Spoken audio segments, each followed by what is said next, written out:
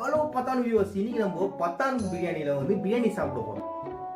பாத்தீங்களா இந்த பிரியாணி எப்படி உதிரியா இருக்குங்க. மசாலா கிசாலா வாசனைலாம் வேற லெவல்ல இருக்கு. இந்த பீஸ் பாருங்களேன், எவ்வளோ சாஃப்டா வெந்திருக்கு பாருங்க. அப்படியே ரைஸோட இந்த மசாலா கிசாலா வேற லெவல் இருக்கு.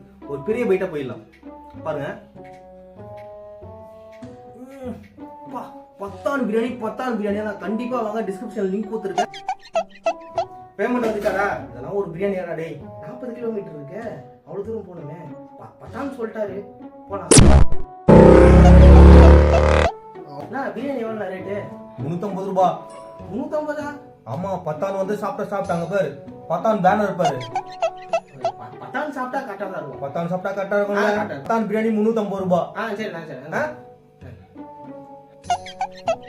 என்னடா பிரியாணி ஒரு மாதிரி இருக்கு? பத்தான் பிரியாணி அப்படிதான் இருக்கும். பத்தான் பிரியாணி ஸ்பெஷாலிட்டி அதுதான். வாயில வைக்க முடியல வச்சு மூட்டு சாப்பிடுறா. ஏன்னா 40 கிலோமீட்டர் டிராவல் பண்ணி உங்க கடைக்கு வரேன். உன்னை யாரா வர சொன்னது? பத்தான் சொன்னா நீ 350 ரூபாய்க்கு பிரியாணி ஏத்திட்டு 200 ரூபாய்க்கு பெட்ரோலை போட்டு தேவையில்லாம டைம் வேஸ்ட் பண்ணி வந்ததுக்கு அசிங்கமா கேட்கறான். கேட்பான், போடா.